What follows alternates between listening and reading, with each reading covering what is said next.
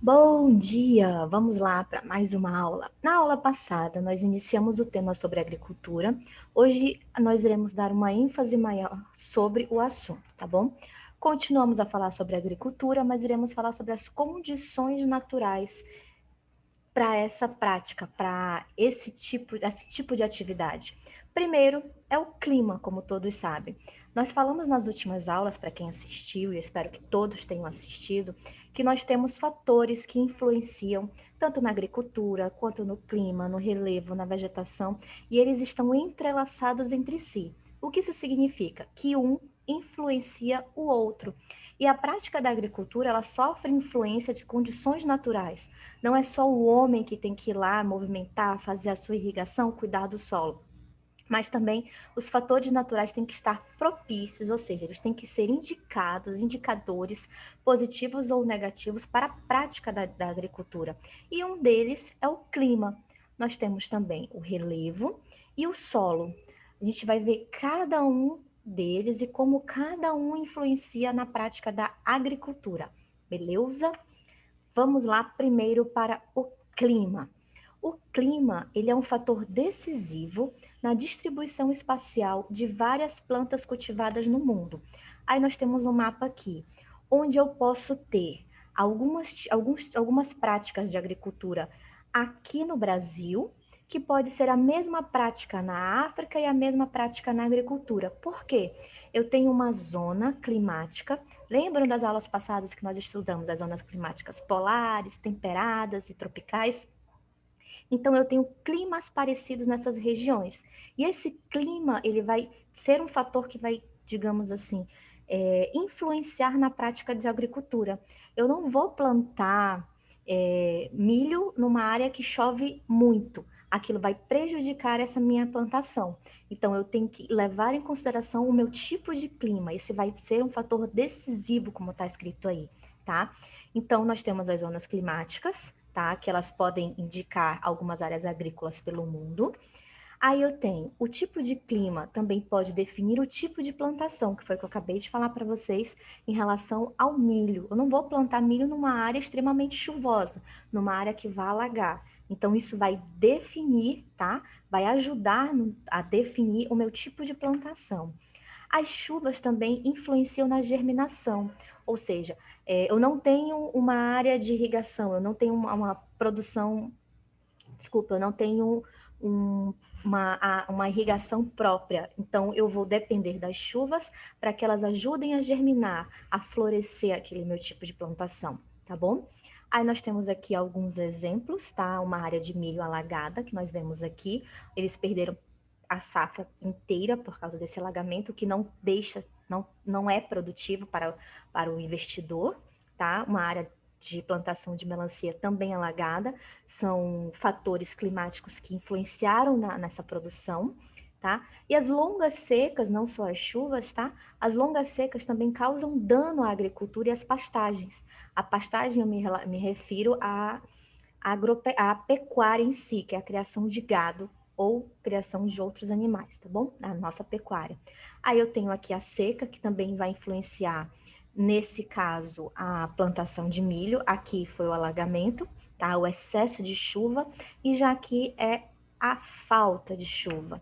Tá? Não só para o milho, nós temos aqui uma plantação de girassóis que sofreram por causa do clima.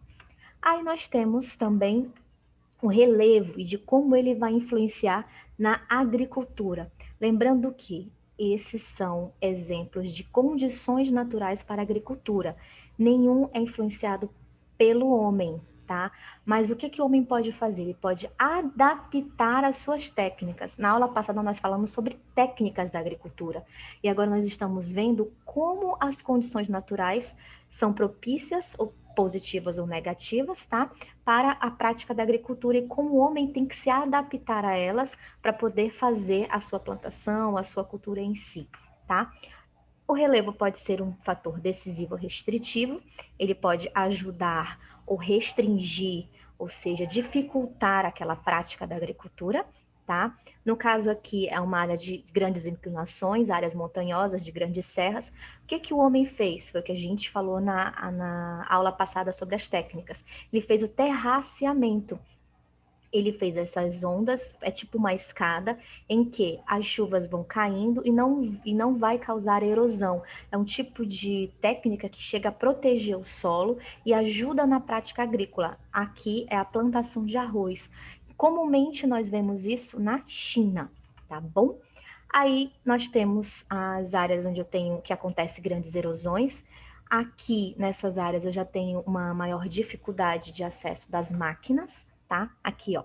A inclinação pode dificultar o uso das máquinas, ou seja, eu tenho que usar uma quantidade maior de mão de obra humana, tá? Então, a inclinação, como tá bem aqui, dificulta, pode ser decisiva ou restritiva, beleza? Aí nós temos alguns outros exemplos, tá? E explicando para vocês aí que nas planícies a prática agrícola ela é mais facilitada, porque eu posso ter várias outras técnicas a serem utilizadas. Esse daqui é o que a gente chama de curvas de nível. Ele vai fazendo a sua plantação de acordo com as elevações do terreno e para não deixar com que a chuva deteriore de forma rápida e cause processo de erosão naquele solo, tá bom? Aí nós temos também o solo. Qual é a importância do solo? Nós temos vários tipos de solo, mas a gente cita os dois principais, que eles podem ser solos férteis ou ácidos. Os férteis que vocês já conhecem, é mais fácil a plantação, é aquele solo adubado, é aquele, eu planto, nasce, tá? Eu tenho os solos ácidos, que eles precisam de um cuidado, de uma atenção maior para que eu tenha algum tipo de produção nele, tá? Todo solo precisa de cuidado para o seu uso. Eu não posso chegar, plantar, colher, plantar, colher, plantar, colher. Uma hora aquele solo que era fértil, ele vai se tornar ácido. Por quê? Para que aquela agricultura ela germine, para que ela floresça, vamos usar essa palavra, eu preciso de minerais. Então, toda vez que eu colho, toda vez que aquela minha agricultura ela está ali pronta para ser colhida, ela vai tirando um pouquinho do solo, um pouquinho de cada vez. Então, se eu não cuidar desse solo, ele acaba se tornando um solo ácido, tá bom? E o seu tempo de formação pode chegar a milhares de anos. Professora, antes eu estava ali, deixaram o solo plano para poder plantar. Não. Quando eu falo de formação do solo, é uma formação natural, é ele se tornar, no caso aqui, fértil de forma natural, tá? Aí nós temos aqui um exemplozinho sobre a formação dos solos. Como é que os solos eles se formam? Eles se formam da fragmentação da rocha. Na geografia a gente usa a seguinte palavra: sedimentação. É quando as rochas aos poucos vão se desfazendo e elas vão se juntando aquele tipo de terreno e vai transformando o solo daquela região, tá? Eu vou lixar a rocha ali do lado de casa para que ela consiga diminuir, se juntar ao solo e transformar o solo fértil. Não, isso é um processo de milhões a milhares de anos para acontecer e é natural, tá? Aí nós temos aqui a segunda fase, onde o solo ele ainda é imaturo, ele não é bom em 100% para a plantação. Por quê? Eu preciso fazer com que aquele solo seja permeável. O que é permeável?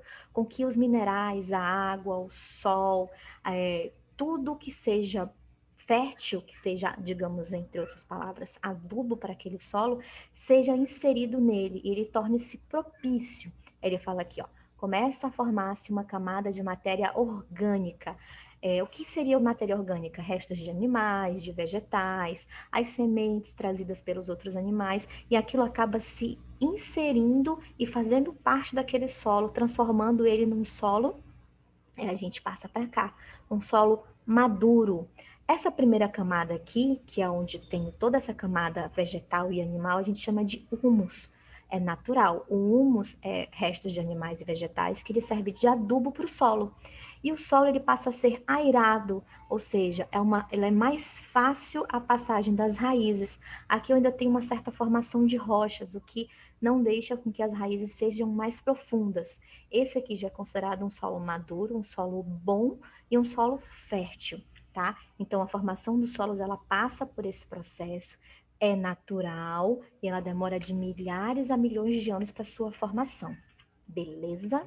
Aí nós temos também um grande problema no uso do solo, que é a sua degradação. A degradação do solo, como a gente pode imaginar, ela é mais causada pelo homem. Eu tenho o primeiro tipo, nós vamos falar de dois principais, da agricultura, tá? Que é causado durante o processo da agricultura, que é a compactação. Quando eu falo de compactação, imagine a palavra compacto. Ele era grande, eu vou amassando, amassando, amassando, amassando, até ele ficar bem juntinho, quase inseparável.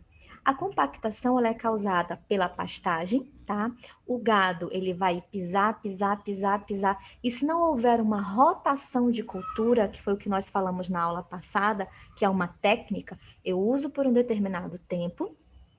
Depois eu troco, eu inverto, eu passo para outro tipo de cultura para que aquele solo descanse. Se eu não deixar aquele solo descansar, acaba acontecendo durante a pastagem, durante o uso do solo pela pecuária, que é o cultivo de animais, acaba acontecendo a compactação, tá? O que que causa a compactação também? O uso de máquinas, eu vou passar direto ali por cima. Aquele solo vai acabar sendo compactado. Imagine o seguinte, eu tenho uma parte airada, onde eu tenho a passagem mais livre das raízes, da água, dos minerais pelo solo, só que a compactação vai amassando. Vocês podem ver que vai ficando cada vez mais junto, mais unido, até que a compactação não deixa e não permite que as raízes se infiltrem, que a água não passe corretamente, o que acaba impedindo e transformando esse solo em um solo não propício, ou seja, um solo que não é bom para a plantação, não vai germinar aquele tipo de agricultura, tá? Independente de qual seja. Aí nós temos a erosão, que também é causada pelo homem, tem a erosão natural, mas como nós estamos falando de agricultura, essa é a causada pelo homem, tá? Pode ser causada pelo seu mau uso. Eu vou plantar, vou tirar e não vou ter o cuidado devido daquele solo. O que que acontece? Eu vou deixar ele exposto aos raios solares, exposto às chuvas, e o solo não vai aguentar, ele vai começar a se deteriorar.